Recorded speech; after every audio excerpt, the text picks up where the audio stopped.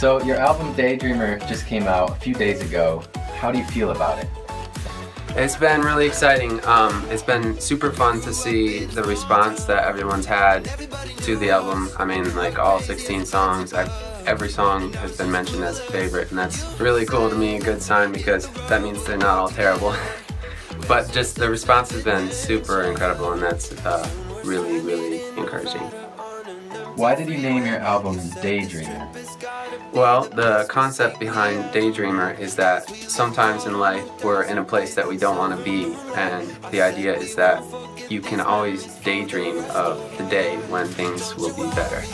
I mean, I'm a bit of a daydreamer myself, kind of always like daydreaming up new lyrics and ideas for a beat or whatever, so it seems fitting.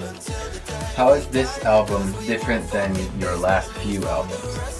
Yeah, so it's kind of partly in the process that I had in making them. In my past few albums, I would kind of just make a lot of songs until I had enough songs for an album, which y'all know my albums are like 50 million songs long. No, but like 15 or so. And I feel like as I've made album after album, I've gotten to where I've been more focused and able to sit down and be like, okay, I'm making an album. What's kind of like a more cohesive theme for the whole album? The very first song on your album, called Alice, is a very unique song. What was your process for creating it? Yeah, so Alice is a unique song for me because there's no background music to it.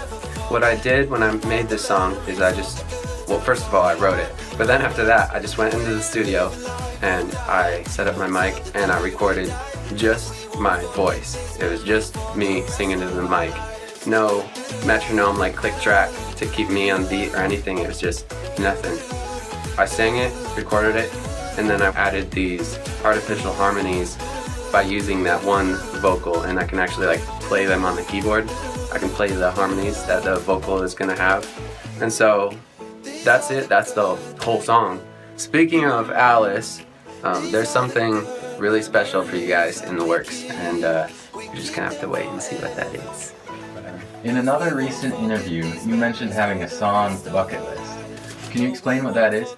Yeah, so what I mean by having a song bucket list is I have a couple like song ideas in my head for songs I want to do in the future.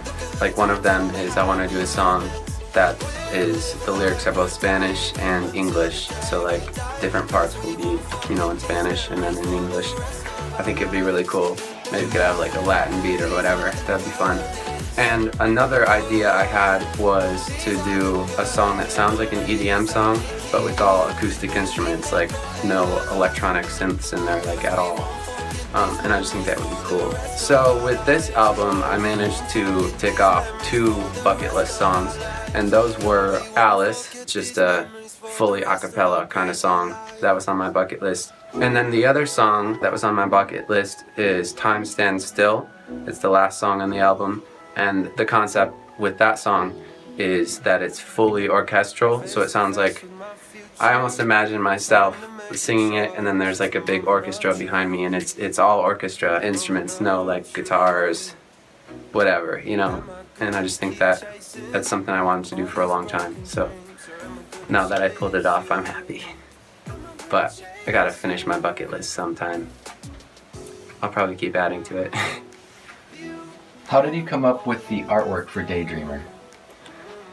Well, there's a story behind that, and the story is that I didn't come up with it. I actually had an Instagram follower who kind of came up with it, and basically what happened is I posted a picture of a little butterfly that landed on my hand, posted it on Instagram, and one of my Instagram followers commented something like, "You should make album artwork of a butterfly the color of the eyes of the girl on the adventure cover." So just like a light blue kind of thing, which is kind of my color, light blue and black. And so I was like, that's a good idea. So I tried it and I was like, this is actually really cool. So went with it.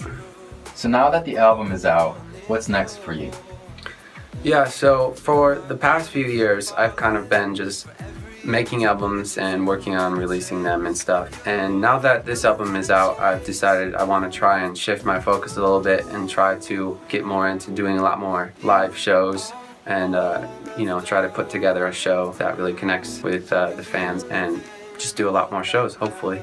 So thanks for watching. Thanks for listening to my music. Y'all are awesome. Goodbye. Cut! Okay, if you want me to stop it now. Yeah.